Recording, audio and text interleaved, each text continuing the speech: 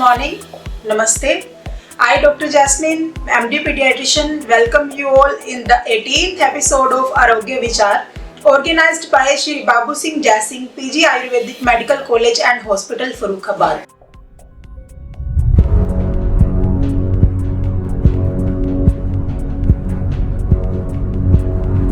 Every year we celebrate Sexual and Reproductive Health Awareness Day on 12th February. So today we have Dr. Bandana ma'am, who is Prasuti and Stri Rog Visheshagya. Ma'am is also an associate professor in the same department. First of all, I heartily welcome you, ma'am. Namaste. नमस्ते। So ma'am, my first question is, what is sexual and reproductive health? और हम इस day को क्यों मनाते हैं? Sexual and reproductive health एक awareness programme है। मीन्स डे इसलिए मनाया जाता है कि हम सोसाइटी में एक अवेयरनेस फैला सकें, उस चीज़ के बारे में जानकारी ले सकें। सेक्सुअल में क्या है कि हमें सेक्स के बारे में प्रॉपर जानकारी देना, उसके बारे में खुल के बात करना, अपने बच्चों के साथ डिस्कशन करना, थोड़ा उनके बारे में जानकारी देना ताकि वो सेक्सुअल अब्यूज़ से बच पाएँ। अगर बच्चे थोड़ा बड़े हैं, एडोलसेंट हैं, तो हमें उनके बारे में बोलना कि ये क्या है और इससे क्या क्या सेक्सुअल ट्रांसमिटेड डिजीज़ हो सकती हैं, ताकि वो चीज़ों को पढ़ें, उसकी जानकारी लें और आगे अपनी लाइफ हेल्दी रखें। और रही बात रिप्रोडक्टिव की, तो रिप्रोडक्टिव एक एज 18 से 50 साल या फिर मेनार्की से भी कह सकते हैं और मेनोपॉज तक भी कह सकते हैं। तो उसके दौरान हम फीमेल अपने आप को कैसे सही रखें ताकि वो हेल्दी रहे। और इन बिटवीन बहुत सारी चीज़ें होती हैं, मेंस्ट्रुएशन हर मंथ होता है, प्रेगनेंसी होती है, अनप्लान्ड कभी कभी प्रेगनेंसी हो जाती हैं, मिसकैरेजेस हो जाते हैं। तो उनसे हमें कैसे बचना है और कैसे रहना है, कैसे हेल्दी करना है, कैसा हमारा न्यूट्रिशन होना चाहिए, कैसी हमारी चीज़ों के लिए परफॉर्मेंस होनी चाहिए, वो सब चीज़ों के बारे में जानकारी दें।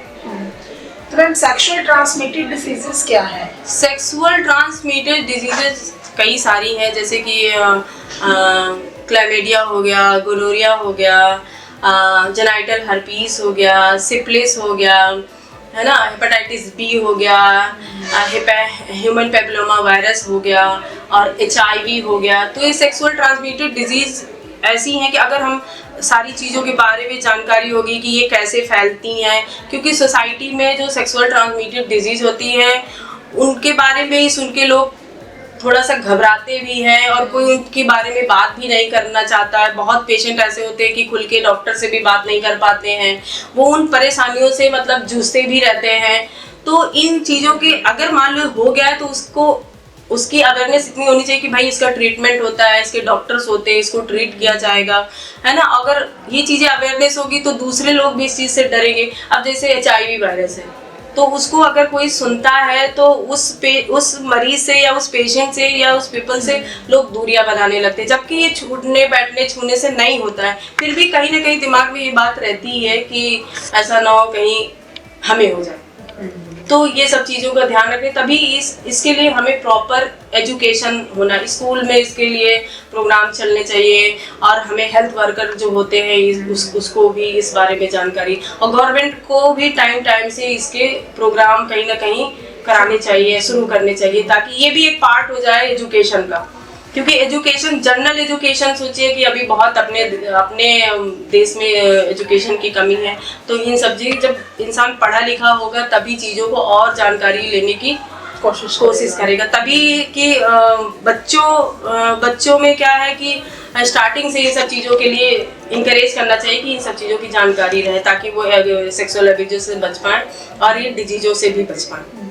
तो मैम, ये जो सेक्सुअल ट्रांसमिटेड इन्फेक्शंस अभी फैल रही हैं, इनसे प्रिवेंशन कैसे की जाए? प्रिवेंशन करने का है कि अगर किसी को प्रॉब्लम है तो हमें वो सब चीज़ें देखनी चाहिए। दूसरी बात, हमें बैरियर मेथड का यूज़ करना चाहिए, जैसे कॉन्डोम है ना। टाइम से हमें क्या कहते हैं, इनके स्टडीज़ की रेगुलर चेकअप भी करा लेने चाहिए। अगर कहीं पे लगता है तो हमें इसको रेगुलर चेकअप भी करा लेना चाहिए। दूसरा ये है कि उसके वैक्सीनेशन भी होते हैं कुछ, जैसे कुछ डिजीज़ के वैक्सीनेशन भी होते हैं, जैसे ह्यूमन पेप्लोमा वायरस का भी क्या कहते हैं वैक्सीनेशन होता है। तो अगर बहुत सारे लोग वैक्सीनेशन के बारे में जानते नहीं, अगर हम उसको शुरुआत से ही बच्चों को अगर वैक्सीनेट करा दें ताकि वो बाद में ना हो पाए। और हेपेटाइटिस बी का भी वैक्सीनेशन होता है तो उसको भी वैक्सीनेट करा सकते हैं। दूसरा है कि अगर कोई मल्टीपल सेक्स पार्टनर भी है तो उसको भी रिड्यूस करना है, क्योंकि उसमें मल्टीपल से तो कई सारी फैमिलियां इन्वॉल्व हो जाती हैं कि सेक्सुअल ट्रांसमिटेड डिजीज से, तो वो भी कहीं ना कहीं हमारे अगर हमारी हेल्थ अच्छी रहेगी तो हम मेंटली भी फिट रहेंगे, फाइनेंशियली भी फिट रहेंगे और हम सोसाइटी के लिए कुछ कर पाएंगे। क्योंकि बीमारी का मतलब है कि पूरा घर इन्वॉल्व होना, घर पूरी तरीके से पूरा घर इन्वॉल्व होना, उसमें मेंटली सभी परेशान होते हैं और फाइनेंशियली भी परेशान होते हैं। जैसे आजकल अभी एक्स्ट्रा मैरिटल अफेयर चल रहे हैं कि हस्बैंड वाइफ तो है ही इन्वॉल्व, साथ में अगर कोई और भी अगर इन्वॉल्व हो रहा है तो उनको और उनकी वाइफ को भी हाँ, तो इसमें अब आप सोचिए ना कि उसमें एक इन्फेक्टेड है तो उसमें अगर मल्टीपल है तो 4 से 5 लोगों को इन्फेक्शन हो सकता है। इसीलिए अपने पार्टनर के प्रति लॉयल रहना, अपने रिलेशन हेल्दी रखना है। तो इन सब चीज़ों से वैसे भी बचना ही बचना है, क्योंकि और दूसरी बात ये कि बहुत सारा अभी क्या है कि जैसे कि अल्कोहल का बहुत यूज होता है, तो हमें अल्कोहल से भी बचना है। बहुत बार हमें आफ्टर क्या कहते हैं बिफोर परफॉर्मिंग सेक्स हम अल्कोहल का और कुछ बहुत सारी सेक्सुअल मेडिसिन का भी यूज करते हैं, तो उनसे भी हमें बचना है। तो वो सब चीज़ें कहीं ना कहीं हमारे स्टडीज में इन्फेक्शन में हमें वो इन्वॉल्व करती हैं। हाँ मैम, रिप्रोडक्टिव हेल्थ के बारे में कुछ रिप्रोडक्टिव हेल्थ तो कहे तो जो मैंने बताया कि 18 से लेके 50 साल तक की एज तक जब तक मेनोपॉज नहीं होता है तो उसमें इन बिटवीन बहुत सारी चीज़ें होती हैं, जैसे कि हर मंथ मेंस्ट्रुएशन आना, प्रेगनेंसी, और इसमें क्या है कि जैसे सर्वाइकल हमें स्क्रीनिंग प्रॉपर अपनी करवानी चाहिए, जैसे पैप्समियर होता है, टेस्ट होते हैं, वो भी अनप्लान्ड प्रेगनेंसी नहीं होनी चाहिए। अब क्या है कि बहुत बार ऐसा होता है कि एजुकेशन प्रॉपर ना होने के कारण बच्चों में गैप नहीं रहता, 3-4 साल का बच्चा नहीं हो पाया, 3-4 महीने का ही बच्चा है और वो अगेन प्रेग्नेंट हो गई है। तो कभी कभी अगर हमारे पास पेशेंट बहुत आते हैं कि मैम हम क्या करें, तो हम लोग अगर उनके पास बच्चे नहीं हैं तो हम लोग बोलते हैं कि उसको कंटिन्यू करो, देखेंगे करेंगे, तो उसमें गैप नहीं मिला ना, तो मदर इधर हेल्दी नहीं हो पाई है और दूसरा बच्चा आ गया है। बहुत बार एमटीपी पिल्स लेके आते हैं, एमटीपी पिल्स में भी बैन लगना चाहिए, क्योंकि हर जगह क्या कहते हैं हर मेडिकल स्टोर में इजीली अवेलेबल हो जाती हैं, तो भी हेल्थ इश्यूज होते हैं। बहुत बार ऐसा होता है कि एमटीपी पिल्स खा के आते हैं, हैवी ब्लीडिंग लेके आते हैं और उनका HP3 to 4 ऐसे बचता है, तो कहीं ना कहीं पेशेंट रिस्क में जाता है ना। तो ये सब चीज़ों तो हेल्थ इश्यूज किसको आए, फीमेल को आए, वो परेशान हुई, मेंटली भी परेशान हुई, फिजिकली भी परेशान हुई, तो वो सब चीज़ों के लिए बचाव हमें करने चाहिए। तो ये सब चीज़ों का जब इफेक्ट आएगा जब प्रॉपर एजुकेशन होगी हर चीज़ के लिए। अब क्या है कि गवर्नमेंट भी एंटीनेटल केयर के लिए भी आशा बहुओं को इन्वॉल्व कर रखी है कि भाई सरकारी में जाएं, कहीं भी जाएं, किसी डॉक्टर के पास जाएं, प्रॉपर अपना चेकअप कराते रहें, तो वो सब चीज़ें हैं। तो उनको क्या होगा, अगर वो प्रॉपर चेकअप कराएंगी तो चीज़ों से अगर कोई भी प्रॉब्लम होगी तो हमें डॉक्टर को प्रॉपर पता चलेगा, वो उसका ट्रीटमेंट प्लान कर सकता है। अभी क्या है कि बहुत पेशेंट नहीं जाते हैं एंटीनेटल केयर के और एनीमिक लेके आ जाते हैं। एक तो बच्चा 9 मंथ का है और उसका HP 6 पॉइंट है, 7 पॉइंट है, तो डॉक्टर के पास चॉइसेस नहीं रहती हैं फिर उस टाइम पे। तो उसलिए वो सब चीज़ें अगर प्रॉपर अवेयरनेस रहेगी, कैसे उनका खाना है, कैसे पीना है, कैसे गर्भनी परिचर्या करनी है, तो वो सब चीज़ें हमें ध्यान रहेगा। तो मैम जैसे आपने बताया कि वैक्सीनेशन भी आती है इनकी, तो एक आपने वर्ड यूज किया था HPV ह्यूमन पेपिलोमा वायरस, अभी आजकल बहुत ज्यादा अवेयरनेस भी है लोगों में, गवर्नमेंट, तो इसकी क्या एज है? एज इसकी ह्यूमन पेपिलोमा वायरस अपने अभी इंडिया में इतना इसका अवेयरनेस नहीं है। अगर फॉरेन में अच्छी डेवलप कंट्री में देखा जाए तो इसको एक रूटीन चेकअप में हर लेडी को करना ही करना है। तो इसकी एज हम मानते हैं कि 30 एज में इसको स्टार्ट कर देना चाहिए। मतलब ये मानते हैं कि हमें प्रॉपर 3 साल तक हर साल उसको स्क्रीनिंग कराना चाहिए। पेप्सिमियर एक टेस्ट होता है, वो टेस्ट करवाना चाहिए। अगर हमें 3 साल तक वो निगेटिव आ रहा है तो फिर हम 2 साल में 3 साल में एक बार उसको टेस्ट करा सकते हैं। तो इसको भी इंडिया में लागू होना चाहिए कि हर फीमेल को पेप्सिमियर होना चाहिए आफ्टर 30। तो एक राइट है SRHR, तो इसके बारे में मैम बताइए आप। Sexual and reproductive health rights हैं, तो उसमें फीमेल को अपनी राइट्स हैं कि भाई वो किस एज में अपनी शादी करना चाहती है। एक शादी की भी एज होती है, जैसे कि अब एजुकेटेड नहीं है तो अर्ली मैरिज भी हो जा रही है ना। तो हम लोग ये मानते हैं कि 18 साल के बाद शादी हो जाए। मेरा मानना है तो 20 साल के बाद होनी चाहिए, क्योंकि एक मैच्योरिटी आने में थोड़ा समय तो लगता है। और ये मतलब आसान चीज़ नहीं है कि शादी करना, फिर एक फैमिली प्लानिंग करना और एक फैमिली को रन करना, तो उसके लिए प्रॉपर समझ तो होनी ही चाहिए।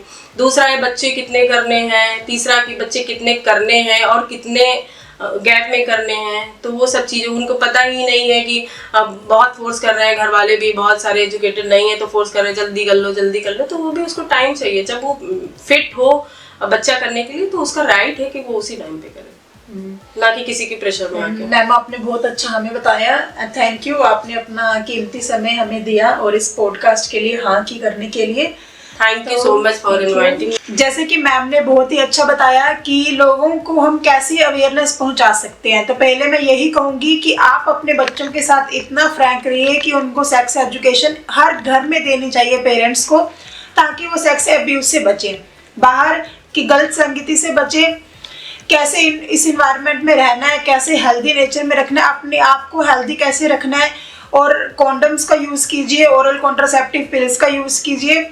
और जैसे मैम ने बोला कि एक बच्चा पैदा होने के बाद मिनिमम 3 साल का गैप तो चाहिए ही चाहिए एक लेडी को हेल्दी होने के लिए, तो एक 3 साल का गैप तो होना ही चाहिए दूसरे बेबी में। Thank you so much. तो मैं यही सेशन कंक्लूड करती हूँ यहीं पर ही। आप हमारे Shri Babu Singh Jaisingh PG Ayurvedic medical college and hospital में कभी भी आ सकते हैं। मैम 10 नंबर ओपीडी में बैठती हैं। अगर आपको लेडीज प्रॉब्लम से रिलेटेड या आप प्रेगनेंसी में है, एंटीनेटल केयर नेटल केयर लेना चाहते हैं तो मैम के पास आ सकते हैं। और मैम इनफर्टिलिटी में भी स्पेशलिस्ट है। हमारे यहाँ बहुत सारे ऐसे केसेस आते हैं जो IVF करवाए हुए होते हैं और बहुत सालों से 7, 8, 9, 10 सालों से जो कंसीव नहीं कर पाते हैं, तो मैम पंचकर्मा भी करती हैं उनके ऊपर। मैम का इसमें काफ़ी अच्छी कमांड है, तो आप यहाँ पे आइए और कांटेक्ट कीजिए मैम के साथ। तो ऐसे ही नई नई जानकारी लेने के लिए, अवेयरनेस डे मनाने के लिए और लोगों को अलग अलग चीज़ों के प्रति जागरूकता करने के लिए हमारे साथ जुड़े रहिए। तो मिलते हैं अगले आरोग्य विचार के 19th एपिसोड में एक नए गेस्ट के साथ, नए डे के साथ और नई जानकारी के साथ। तब तक के लिए शुक्रिया।